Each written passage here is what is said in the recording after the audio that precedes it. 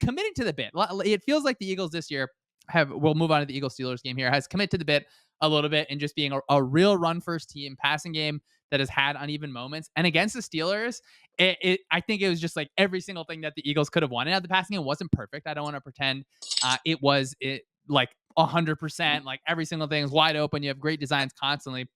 It certainly felt more in rhythm. AJ Brown was absolutely prioritized. I think what I liked most early on, when it was a bit muddy at times, Hurts just says, "All right, I'm just going to throw the ball to AJ Brown." Like that's just fine. And then Eagles fans, are going to have to live with sometimes. Like there's a situation where the ball gets thrown up to AJ Brown, it ends up as like almost an interception. I think you just got to be okay with that, because if you're able to get some of those AJ Brown back shoulder balls that are really, really positive, it stresses the heck out of a defense. It can open up things in the run game if they're bumping safeties out of there, if they're changing the way that they're fitting in the run. They're not going to roll a safety down. And then later on, when you have just some of those man-to-man coverage, like AJ Brown, we're taking 2 steps, we're breaking inside, you're able to just have a really positive situation. So AJ Brown, he goes over 100 yards. Devontae Smith, he goes over 100 yards. Both of them are able to get touchdowns. And on Devontae Smith's touchdown, they had a nice design where they're running the same concept that they ran against the Panthers last week, but this time they motion into it. They flip AJ Brown and Devontae Smith's responsibilities. So AJ Brown's gravity just pulls defenders out of the way, and Smith is just wide open, kind of breaking inside. So I think that a really positive game where you can move in the right direction. You're not able to create things on the ground against just an awesome Steelers front. Of course, Saquon Barkley had an injury that limited him in this game. It just feels like, all right, if this team has an awesome defense, has a really strong run game, and they can also beat you through the air when they need to. Again, I'd like want to keep on saying it's not that it was perfect, but it was just like so far ahead of what it's been at times that I think it's easy to hold on to a lot there. So I think a lot to love there for the Eagles. What'd you have for that Eagles win over the Steelers?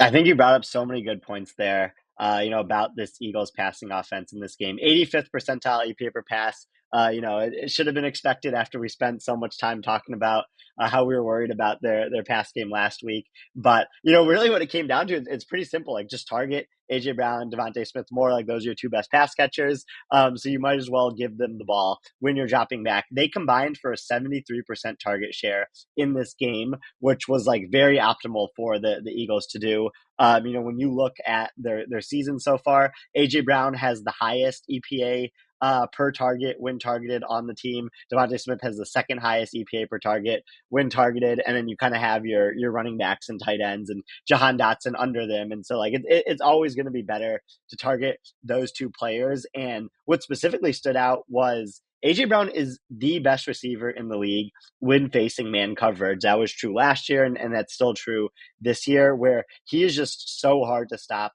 when going against man coverage. And he had 13 routes against man in this game and got targets on 8 of those 13 routes and ended up catching 6 of them for 89 yards and a touchdown per next gen stats. And so that's, again, just like really good by the Eagles to make sure to do that. And I think, like, from the Steelers defensive perspective in this game, like not having Deshaun Elliott, having Minka Fitzpatrick have to play like a little bit of a different role in this game, like kind of messed with them on the back end a bit. And so the Eagles offense was definitely able to take advantage of that, on top of just like throwing it to their 2 best pass catchers.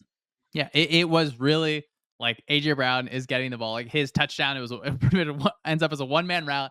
Brown's getting the ball, or no one's getting the ball. So I do like that. Kellen Moore just felt like you add some more creativity where you don't have to be the most groundbreaking offense in the league. You just don't have to be when you have this many talented players. Now I will say the Eagles had a ton of injuries in this game. A lot of guys in the offensive line got banged up. AJ Brown ends up getting rolled up on a little bit as well. It seems like he's fine. That certainly would be something to just monitor overall. I do want to just talk about the Eagles defense really quick, where they're top 3 defense in this league. They're forcing 3 and outs early on. Of course, the Steelers didn't have George Pickens, and then their offense overall just has been on a bumpy road.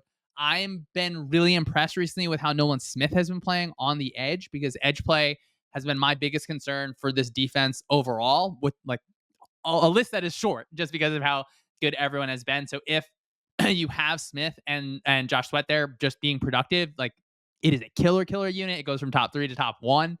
Maybe you fight with just the Broncos in that spot. But you had a bunch of examples in this game where, because they're comfortable with Quinyon Mitchell, who I believe is now the favorite to win Defensive Rookie of the Year. We'll see how things just roll out through the rest of the season. But because they're comfortable with playing him in man coverage on the backside, you can get into your fun. We're going to flood the front side. We're going to play 5-over-3. We're going to just be able to have, our backside safety take the vertical of the innermost receiver in a trips and take some stress off the linebacker, allow the linebacker to play a little bit more aggressive because they don't have to carry. So you get a lot of more of those fun situations because you're comfortable with what's going on there. So now we have a fight for the 1 seed. Tage. We got the Eagles, the Vikings, the Lions. We're recording this earlier in the day on Monday. Of course, the Vikings play on Monday night. If they win, now you're really looking at, I think, a fun rest of the way where the Eagles need another loss from both of these teams and to win out since the tiebreakers don't look good for either of them. The Vikings control their own destiny, which I think coming into the season with the McCarthy injury in the preseason, just what expectations were overall, it feels nuts to say, but still, it could kind of roll out either way, like between any of these three. I do think that the Eagles will be looking at, all right, can the Packers beat the Vikings? And then can the Lions lose to the Vikings? So you just like, that's what your rooting schedule is for the Eagles. But I don't know. It still feels like it's the Lions to lose and just feels like a lot of those injuries are piling up. And it gets me a little bit concerned. And whoever wins the 1 seed, like that obviously increases your Super Bowl chances by so much. It just flips things so much in your direction. So I don't even know if I have a team that I'd choose to win the 1 seed yet. Yeah, I mean, it's definitely going to be close down the stretch, and like the Vikings are one of the least talked about Super Bowl contenders I can remember in any season where they're definitely part of that select group that can win the Super Bowl.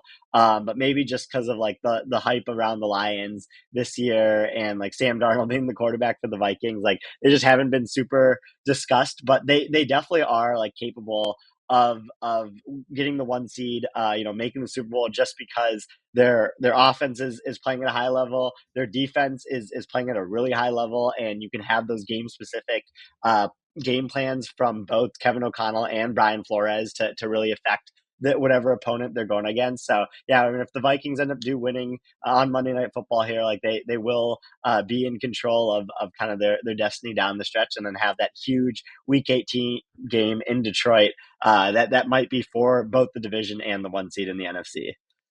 Tej, I'd love to see. I mean, obviously, I'm always like rooting for your personal interests, but like if the Vikings beat the Lions and you wake up and tweet, "Not bothered with the loss to the Vikings," that's gonna be a great day on the pod, Tej. Obviously, as I said, always rooting for your interests as always.